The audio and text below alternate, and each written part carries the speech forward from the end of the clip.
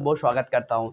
चलिए viral question लेके आए हैं जो आप सीधा एग्जाम में जाइएगा और सीधा टिक आउट टिक टिक टिक करके आप घर आइएगा। ठीक है, अब बताते देखिए, क्वेश्चन साइंस का पेपर है जो सेम टू सेम मिलने वाला है आपके एग्जाम के अंदर। ठीक है, देखिए क्वेश्चन नंबर 1 मेरा क्या कह रहा है। क्वेश्चन नंबर 1 है, क्वेश्चन नंबर 1 कहता है कि सघन माध्यम से विरल माध्यम में जाती हुई किरणें अविलंब से हो जाती है। क्या हो जाती है भाई?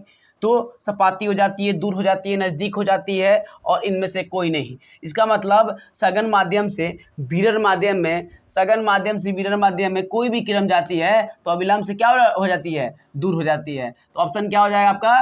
बी हो जाएगा। ऑप्शन क्या हो जाएगा आपका? ऑप्शन बी हो जाएगा। दूसरा क्वेश्चन आपका कह रहा है, कुछ दूसरा क्वेश्चन कि फोकस से ध्रुव की ओर आने पर, फोकस से ध्रुव की ओर आने पर अवतल दर्पण में आवर्धन क्या होता है? आवर्धन भाई क्या होता है? तो इसमें क्या होता है? बढ़ता है, अचर रहता है, घटता है, इनमें से कोई नहीं। तो आपका आंसर हो जाएगा क्या? घटता है। क्या होगा? आपका आंसर क्या हो जाएगा? घटता है, यानी क्या होता है? घटता है। तीसरा क्वेश्चन आपका है, तीसरा क्वेश्चन कह रहा है दाढ़ी बनाने के लिए दर्पण क्रिया सही होने के लिए उचित शर्त क्या है? देखिए समझ में, ये क्वेश्चन को उल्टा करके पूछा है आप लोग को, एकदम आप लोग गुमराह करने की कोशिश किया है। ये कहते हैं कि एक ही क्वेश्चन को उल्टा करके से पूछा है। देखिए एक क्वेश्चन आपको सबूत देती है कि किसी एक क्वेश्चन को उल्टा करके और वही आंसर हुआ। कैसे घुमाकर पूछती है आपको, देखिए कैसे घुमाकर पूछी है आपको। दाढ़ी बनाने के लिए दर्पण की क्रिया सही होने के लिए क्या उचित शर्त है? बताइए। बहुत छोटी द्वारक होना चाहिए, बहुत छोटी द्वारक होना चाहिए, बहुत छोटी वक्ता त्रिज्या होना चाहिए और बड़ी वक्ता त्रिज्या होना चाहिए, और इनमें से कोई नहीं। बताइए इनमें से ऑप्शन चारों में से आंसर कौन होगा? तो इसमें से क्या हुआ कि आपका दाढ़ी बनाने के लिए दर्पण की क्रिया सही होने के लिए उचित शर्त क्या होना चाहिए आप लोगों के पास? तो बड़ी वक्ता त्रिज्या होनी चाहिए, यानी ऑप्शन नंबर सी सही होगा। ठीक है, ऑप्शन 4 में चलते हैं। क्वेश्चन नंबर 4 में अपवर्तनांक का रंग पर निर्भर करना कहलाता है। क्या कहलाता है भाई? प्रकीर्णन, परावर्तन, अपवर्तन या वन विक्षेपण। तो आपका इसका आंसर क्या हो जाएगा? वन विक्षेपण। क्या हो जाएगा? वन विक्षेपण। उसके बाद क्वेश्चन नंबर 5 के चलते हैं। कह रहा है कांच के अवतल लेंस की वायु में शक्ति क्या होती है? कह रहा है कांच के अवतल लेंस की वायु में शक्ति क्या होती है? ऑप्शन 4 है अनिश्चित, ऋणात्मक, धनात्मक, इनमें से कोई नहीं। आपका आंसर हो जाएगा ऋणात्मक। क्या हो जाता है? ऋणात्मक। क्वेश्चन नंबर 4 में चलते हैं हम लोग। क्वेश्चन नंबर 4 कह रहा है उत्तल दर्पण द्वारा बाणा प्रतिबिंब कैसा होता है? बताइए उत्तल दर्पण द्वारा बाणा प्रतिबिंब कैसा होता है? ये बहुत बार बता चुके हैं कि उत्तल दर्पण द्वारा बाणा प्रतिबिंब कैसा होता है? तो हमेशा क्या होता है? सीधा होता है। हमेशा क्या होता है? सीधा। ऑप्शन में दिया रहेगा आपको हमेशा उल्टा, हमेशा सीधा, सीधा भी, उल्टा भी, इनमें से कोई नहीं था। ऑप्शन में क्या बनेगा? बी, यानी हमेशा सीधा होता है। क्वेश्चन नंबर 7 में चलते हैं। किसी लेंस का आवर्धन का एसआई मात्रक क्या होता है? मैंने बताया था किसी आवर्धन का एसआई मात्रक पूछ रहा है, तो किसी आवर्धन का एसआई मात्रक नहीं होता है। तो ऑप्शन में क्या दिया? वो नहीं होता है। तो उस ऑप्शन में देखिए क्या दिया हुआ है। कह रहा है कि किसी लेंस की आवर्धन का एसआई मात्रक क्या हो, निम्नलिखित में से कौन है? तो सेंटीमीटर, मिलीमीटर, मीटर और मात्रहीन। तो मात्रहीन मानिएगा क्योंकि इसका एसआई मात्रक नहीं होता है। समझे? क्वेश्चन नंबर 8 कहता है कि निम्नलिखित में किस लेंस को अपसारी लेंस भी कहते हैं? अपसारी लेंस, बताइए।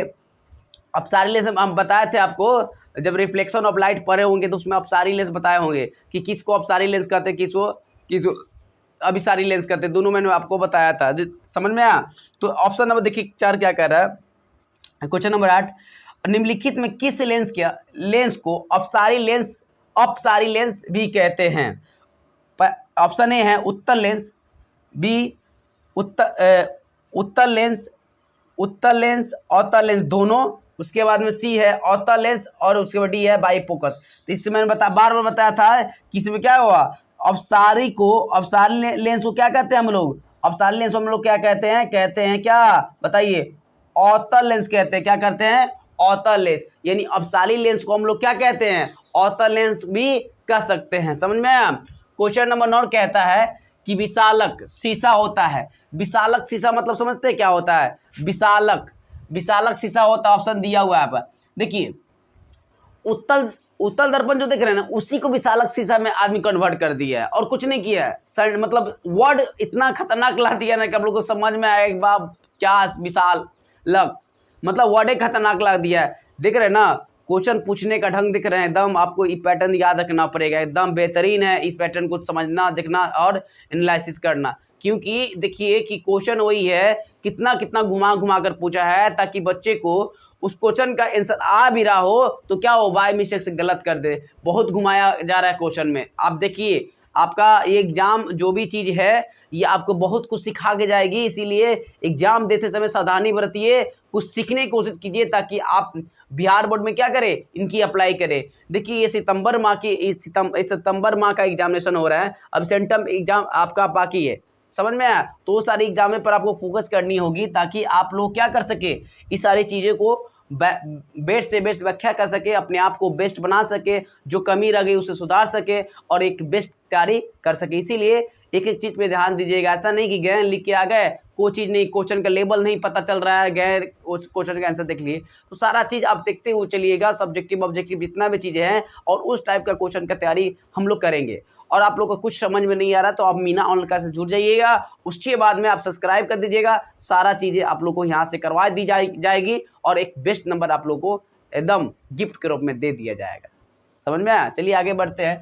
क्वेश्चन नंबर 9 कह रहा है कि विशालक शीशा होता है क्या? उत्तल दर्पण, और उत्तल दर्पण, उत्तल दर्पण, उत्तल लेंस, अवतल दर्पण और अवतल लेंस। इसका आंसर क्या होगा? ए होगा, यानी उत्तल दर्पण को ही विशालक शीशा कहते हैं। ठीक है।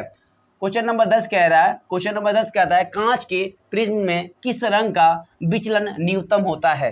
कह रहा है कांच के प्रिज्म में किस रंग का विचलन क्या होता है? न्यूनतम होता है। किसमें होता है भाई बताइए? नीला, बैगनी, लाल और पीला। बताइए, ये बच्चा क्वेश्चन बता देता है, किसमें होता है बताइए? आप भी बता सकते हैं, सही भी है क्या? हाँ सही, बिल्कुल सही जवाब है। इसका आंसर क्या होगा? लाल। इसका आंसर क्या होगा? लाल।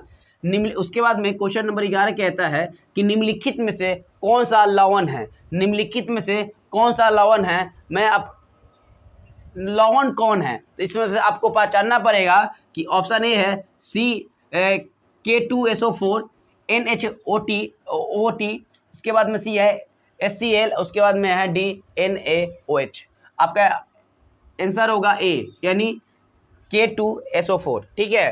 क्वेश्चन नंबर 12 की तरफ चलते हैं, रुक करते हैं। तो क्या कहता है कि निम्नलिखित में कौन सा विस्थापन अपक्रिया का उदाहरण है? विस्थापन अपक्रिया मैंने बताया था आपको केमिस्ट्री में, आपको याद होगा। देखिए ऑप्शन कहता है कि NaOH प्लस HCl, उसके बाद में NaCl प्लस H2O। ठीक है। उसके बाद में कहता है कि Fe, मतलब समझिए नहीं, ये आपका option A B C D दिया हुआ है, इसमें से कौन सा है जो विस्थापन अपक्रिया आपको दिख रहा है वो बताइए।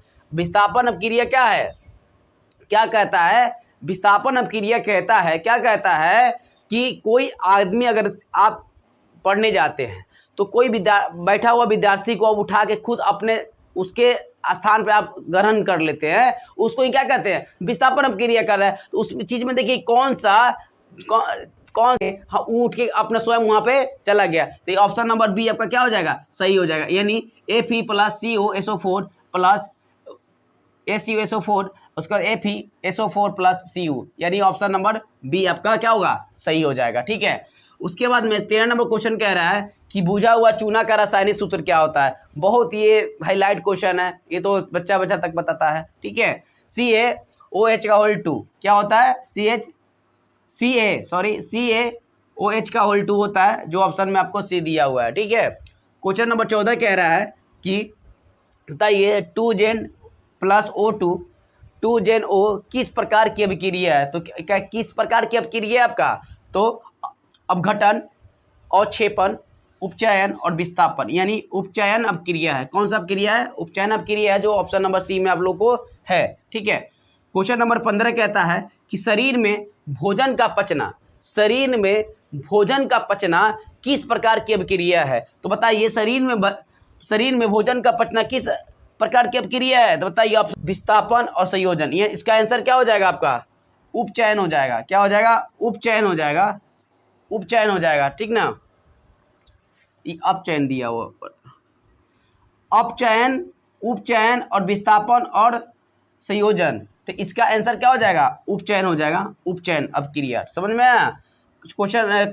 चलिए क्वेश्चन नंबर 16 कहता है कि निम्नलिखित में कौन सा समीकरण संतुलित नहीं है। आप देखिए कि निम्नलिखित में कौन सा समीकरण संतुलित नहीं है। आप देखिए कि संतुलित कौन नहीं है, इसमें से आपको दिखेगा कि बी भी संतुलित है, सी भी संतुलित है और डी भी संतुलित है। इसका मतलब जो बच गया मेरा ए, ये संतुलित नहीं है। आप देख लीजिए H 2 गो और ये O2 गो, ओ कितना ऑक्सीजन 2 गो, और इधर देख लीजिए बैलेंस नहीं है, यानी ऑप्शन नंबर ए आपका करेक्ट आंसर। ऑप्शन ए क्या हुआ, इज द करेक्ट आंसर। समझ में आया। उसके बाद में 17 नंबर क्वेश्चन कह रहा है कि कार्बन डाइऑक्साइड जल से अभिक्रिया करके बनाती है।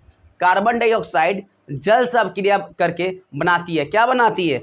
ऑप्शन दिया हुआ है सल्फ्यूरिक अम्ल, कार्बोलिक अम्ल, उसके बाद में कार्बोनिक अम्ल और उसके बाद में सल्फ्यूरिक अम्ल। इसका आंसर क्या हो जाएगा आपका, ऑप्शन सी, यानी कार्बोनिक अम्ल बनाती है। समझ में आया। क्वेश्चन नंबर 20 कह रहा है कि निम्नलिखित में से किसका पीएच मान सबसे अधिक क्षारीय श्रेणी में होता है। ऑप्शन ए है आंसू, पीत रस, दूध का और पसीना का। आपका इसका आंसर का सही जवाब होगा ए, यानी आंसू में सबसे अधिक क्षारीय, सबसे अधिक जो क्या होता है, क्षारीय होता है आंसू हमारा। ठीक है। उसके बाद में 22 नंबर क्वेश्चन 21 नंबर कह रहा है कि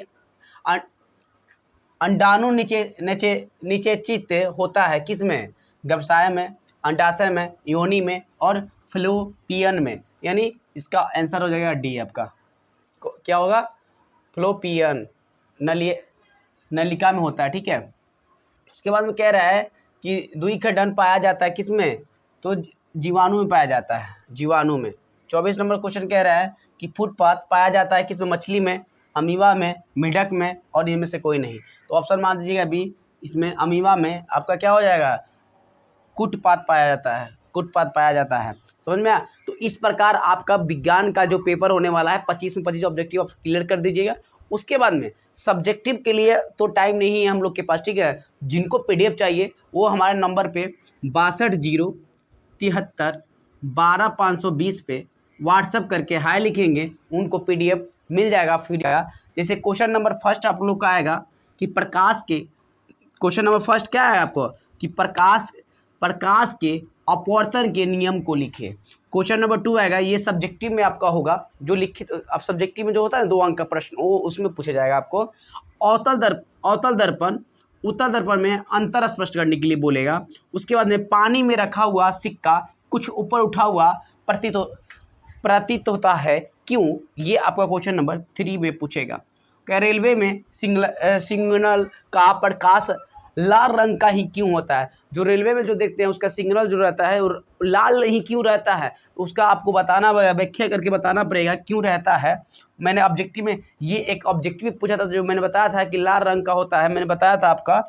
उसका 5 नंबर कह रहा है कि रासायनिक अभिक्रिया क्या है। रासायनिक अभिक्रिया क्या है, रासायनिक समीकरण क्या है, एक उदाहरण देकर समझाइए। रासायनिक समीकरण क्या है, एक उदाहरण देना है और समझाना है उनको। ठीक है। और निम्नलिखित में से रासायनिक अभिक्रिया को पूरा करें, मतलब रासायनिक अभिक्रिया दिया रहेगा आपको, उसको क्या करना है, पूरा करना है। इस प्रकार आपका सब्जेक्टिव में क्वेश्चन है। ऐसे आपको लेना है PDF तो हमारा कांटेक्ट कीजिएगा 6203712520 नंबर पे व्हाट्सएप पे हाई लिखिएगा, अपना नाम रोल नंबर भेजिएगा, स्कूल नेम भेजिएगा, आपको क्या कर दिया जाए, PDF प्रोवाइड कर दिया जाए, फ्री ऑफ कॉस्ट कर दिया जाएगा। चलिए मैं पूरा क्वेश्चन का सोल्यूशन कराने वाला हूँ, जो भी एग्जाम पेपर होगा पूरा का पूरा मैं आप लोगों को देने वाला हूँ। इसीलिए चैनल को सब्सक्राइब जरूर कर लीजिएगा, ताकि आपका बिहार बोर्ड की तैयारी कर रहे हैं तो हमारे चैनल आपकी इतनी हेल्प करे कि बेस्ट नंबर ला सके। Thank you so much.